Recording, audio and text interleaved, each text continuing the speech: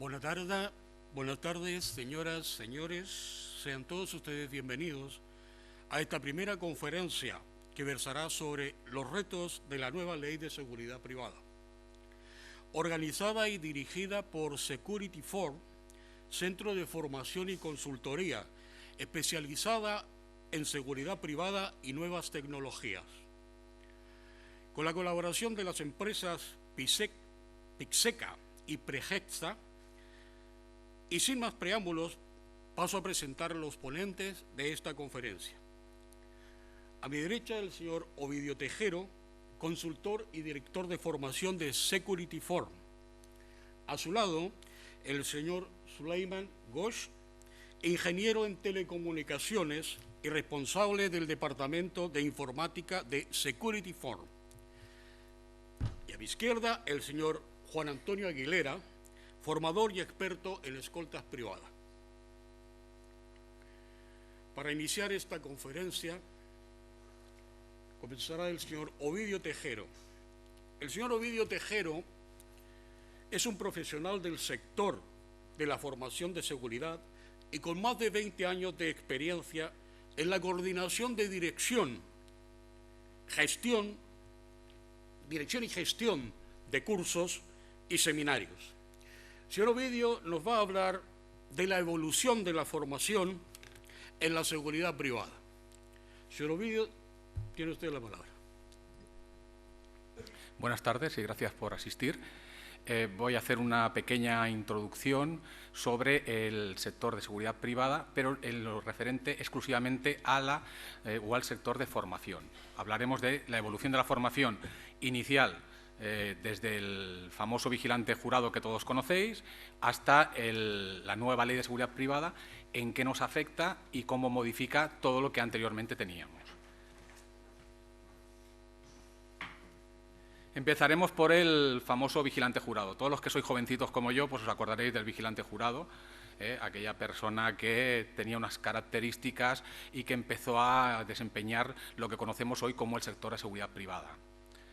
Entonces vamos a hablar un poquito de cómo era la formación para el vigilante jurado, cómo se establecía, porque eso nos permitirá ver los parámetros y los cambios que se han ido produciendo durante estos años hasta llegar a lo que regula esta nueva ley que entrará en vigor el 5 del mes que viene. Ya sabemos que el vigilante jurado se regulaba por el Real Decreto 629, aquel famoso Real Decreto que declaraba una serie de cuestiones que hoy por hoy todavía están en entredicho. Y lo primero, que para obtener el título de vigilante jurado no existían unos requisitos. O sea, tú querías ser vigilante jurado, te ibas a una empresa, presentabas el currículum, la empresa analizaba tu currículum y decía, vale, usted reúne los requisitos. ¿Y qué es lo que ocurría en ese caso? En ese caso la empresa te presentaba para sacarte la titulación. O sea, era la propia empresa la que te llevaba y la que te presentaba. No era necesaria una formación previa. Como mucho, algún centro hacía formación, pero si no te daban un librito, te decían, te lo estudias y te examinas. Aquí en Cataluña, os acordaréis que examinaba la 411 Comandancia.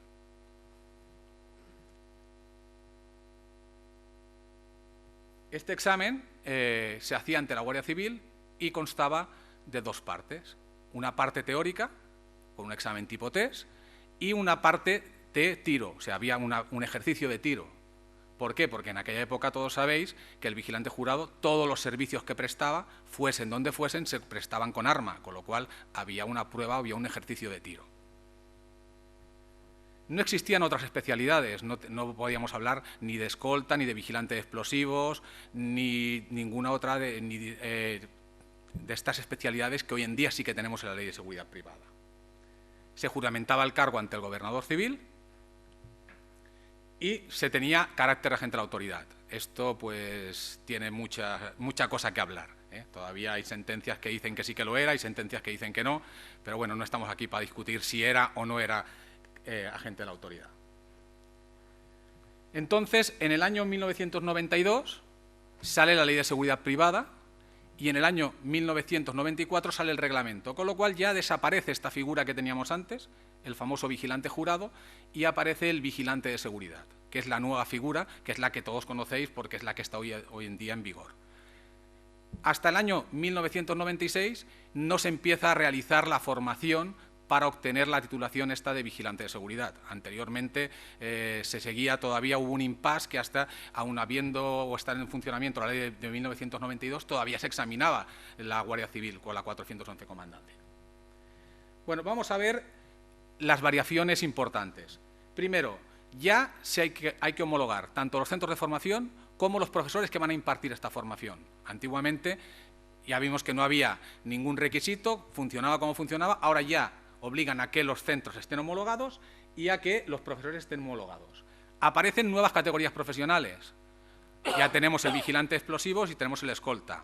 Luego es jefe de seguridad, director de seguridad, detectives, y todos estos ahora están englobados dentro de la ley de seguridad privada, que antes, pues, sobre todo los detectives, tenían una reglamentación aparte.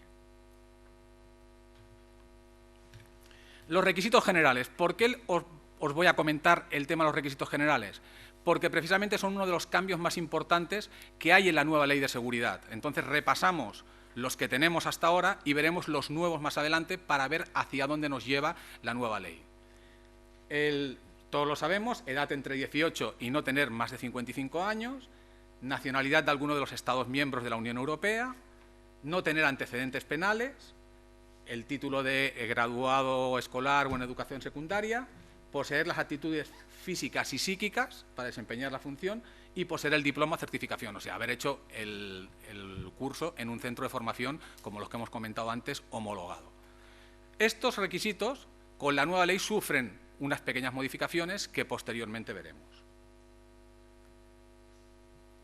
Para ser vigilante de seguridad, hoy por hoy, ¿qué es lo que tenemos que hacer? Tenemos que hacer un curso de 180 horas de duración. También hay una reglamentación para sacarse el curso de escolta, que serían 60 horas, o para sacarse el curso de vigilante explosivos, que serían 30. Y inicialmente esta formación era exclusivamente presencial, o sea, toda la formación que se hacía para vigilantes se tenía que hacer presencial.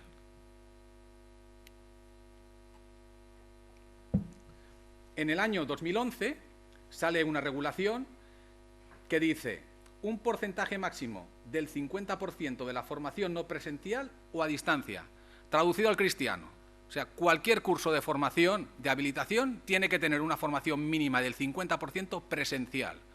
Puedes hacerlo de más, pero nunca de menos. O sea, que tú puedes hacer un curso de vigilante de 90 horas presenciales, 90 horas a distancia. No hay ningún problema. Lo que no puedes hacerlo es de 40 horas presenciales y el resto a distancia, como se está haciendo en algunos sitios. Pasamos a que antes nos tenía que presentar la empresa a presentarnos por libre. O sea, para sacarnos el título de vigilante, ahora una persona se va a un centro de formación, obtiene la titulación y se presenta por libre. Ya no tiene que intervenir la empresa para presentarlo. El examen ya no es ante la Guardia Civil, sino ante la Dirección General de la Policía. Seguimos teniendo una prueba tipo test, como anteriormente, pero ya se quita el tiro y se pasa a hacer unas pruebas físicas. Como veis, las cosas han ido cambiando, han ido evolucionando poco a poco.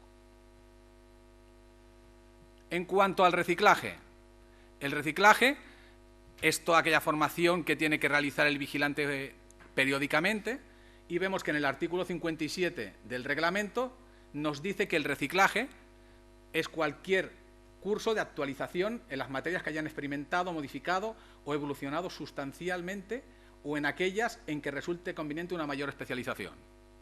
¿Esto qué quiere decir? Que cualquier curso que la empresa crea que es necesario para mejorar la calidad de sus trabajadores podría ser considerado cursos de reciclaje y tenemos un abanico muy amplio. Inicialmente eran 75 horas cada 3 años, pero como nadie las hacía, pues dijeron, bueno, vamos a ver si poniendo 20 horas cada año lo hacemos. Y pasamos en el 2001 a hacerse 20 horas cada año, que tampoco se hacen, pero bueno, también era lo que se pretendía.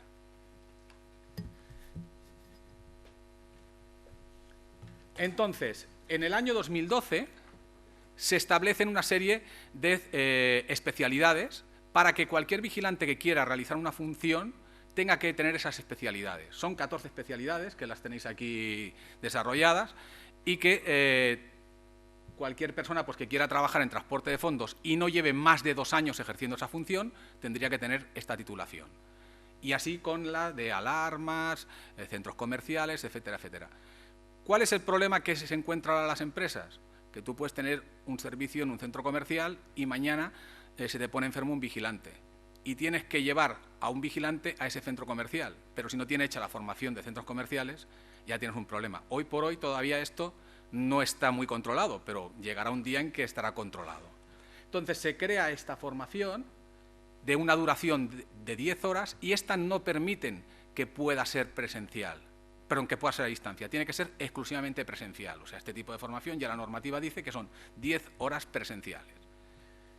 Con lo cual, cualquier vigilante que se precie hoy en día y que quiera tener posibilidades de encontrar trabajo, cuantas más especialidades de estas tenga, mucho más fácil lo va a tener para poder encontrar trabajo. Sobre todo si sale lo de prisiones, pues todos aquellos que tengan el curso de prisiones van a tener más posibilidades de poder desempeñar esta función. Aquí os pongo un ejemplo de uno de los cursos, de estos 14 cursos que he comentado, para que veáis la dificultad que tiene el realizar estos cursos. O sea, en un curso de 10 horas, fijaos todo el temario que tienes que impartir, tienen que entrar 4 profesores distintos. Un profesor de técnico profesional, uno de socio profesional, uno de primeros auxilios y uno de guía canino. O sea que en un curso de 10 horas tienes que meter 4 profesores distintos que van a explicar en 2 horas. Pero bueno, es lo que establece la normativa. Y la normativa dice 10 horas como mínimo. Nadie quiere hacer más de 10 horas. Con lo cual, estos cursos es importante porque conseguimos la especialización del vigilante, pero realmente le falta por lo menos o más cuantía de horas o regularlos de otra forma, porque verdaderamente para mí, es una opinión mía personal, se quedan cortos en cuanto tú en 10 horas dar toda esta formación, pues poco vas a poder profundizar en la misma. Y ya aparece la ley de seguridad privada. O sea, hemos visto hasta ahora lo que hemos estado haciendo durante muchos años y ahora sale esta ley de seguridad privada, que es la que verdaderamente nos va a influir durante el tiempo que nos queda. Entonces, ¿en qué nos afecta? ¿En qué cambia? ¿Os acordáis que os comentaba que los requisitos los hemos repasado un poco para saber en qué cambian? Vamos a ver en qué cambian estos requisitos. El primer requisito, que es el de tener nacionalidad de alguno de los Estados miembros, como podéis ver en rojo, dice ser nacional de un tercer Estado que tenga suscrito con España un convenio internacional en que cada parte reconozca el acceso al ejercicio de estas actividades a los nacionales de la otra. ¿Esto cómo saldrá?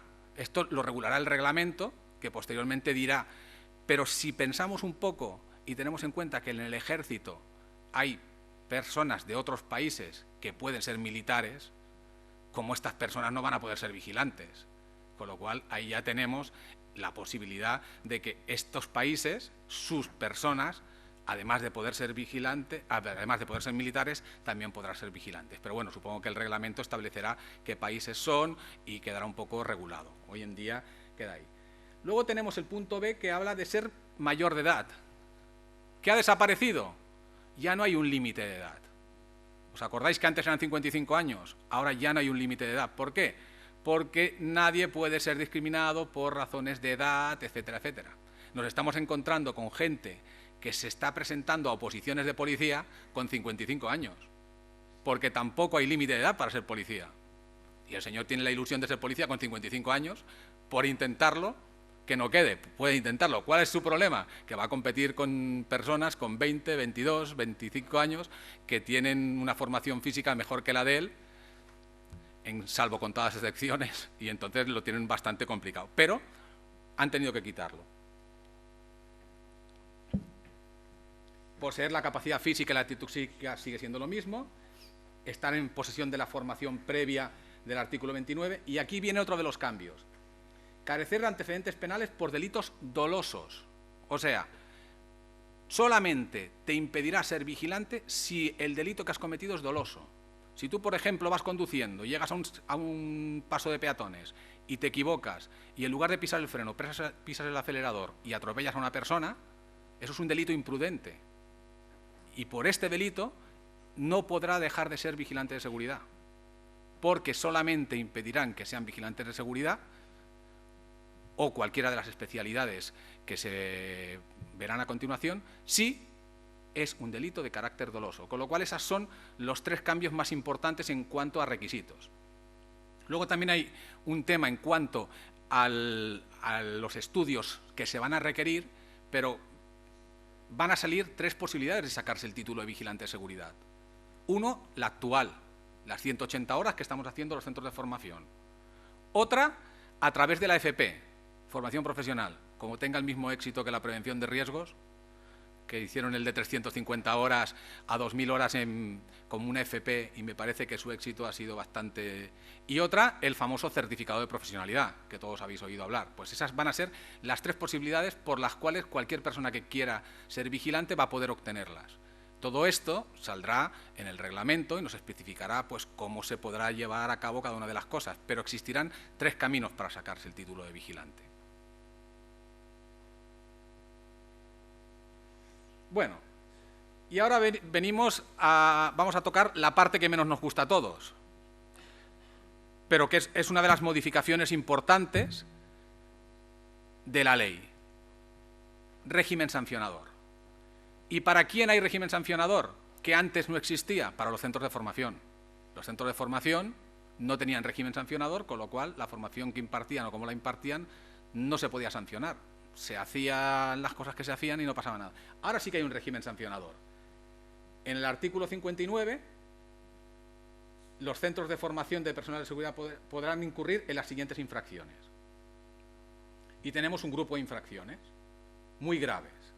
Incumplimiento por parte del centro de formación de los requisitos y condiciones exigidos en la declaración del responsable a partir de haberlos presentado. Quiere decir que un centro de formación, para acreditarse, tiene una serie de requisitos. Si estos requisitos cambian, ya no estás en condiciones de seguir ejerciendo, y sigas ejerciendo, sería una sanción. O centros de formación que no están habilitados y que lo estén haciendo. Esto sería una infracción muy grave. Y la no adecuación de los cursos que se impartan en los centros de formación a lo previsto reglamentariamente en cuanto a su duración, modalidades y contenidos. Quiere decir que si un centro de formación mañana hace un curso estos de 10 horas presenciales, lo hace a distancia, podría ser considerado una infracción muy grave. O que en lugar de hacer las 90 horas presenciales, hagas 40 horas presenciales. Como podéis ver, el régimen de sancionador para los centros de formación es bastante importante. Y la utilización de personal docente no acreditado en la actividad de formación. O sea, que tú cojas un profesor que no esté acreditado para impartir una materia, lo pongas, o que estando acreditado para impartir otras materias, dé una para la que no está acreditado. Por esto se considera infracción muy grave. Y ya la hemos fastidiado.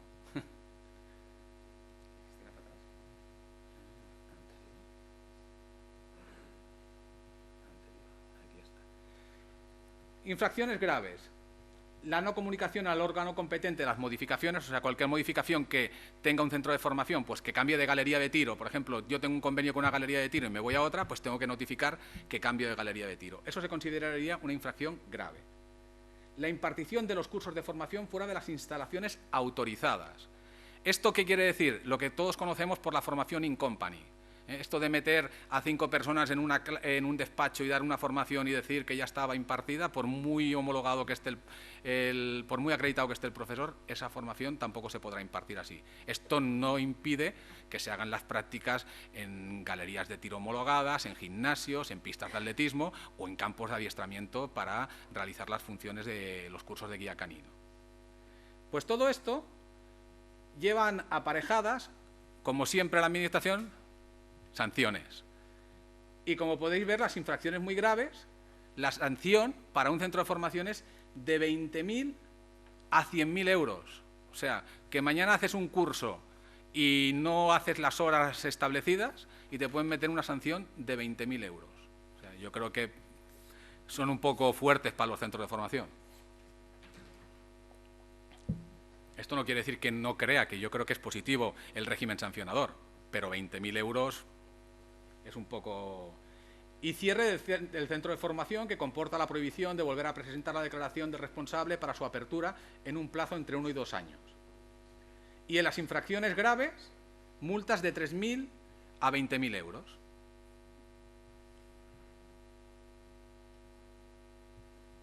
Pero bueno, como todo régimen sancionador, pues reparte para todo el mundo. También hay régimen sancionador para las empresas. Entonces, en el régimen sancionado para las empresas hay varios apartados y dice: la utilización en el desempeño de funciones de seguridad privada del personal de seguridad privada con una antigüedad mínima de 1 año en la empresa. O sea, para que tú puedas aplicar esto, el trabajador tiene que llevar contigo como mínimo 1 año. O sea, si tú ahora subrogas un servicio y te traes a 4 o 5 personas, estas personas todavía hasta que no lleven 1 año no se te podría aplicar esto. Y dice que no haya realizado los correspondientes cursos de actualización o especialización, no los haya superado o no haya realizado con la periodicidad que reglamentariamente se determine. O sea, traducido al cristiano, o que no haya hecho el reciclaje de 20 horas, o que esté realizando un servicio en un centro comercial sin tener la habilitación para centros comerciales.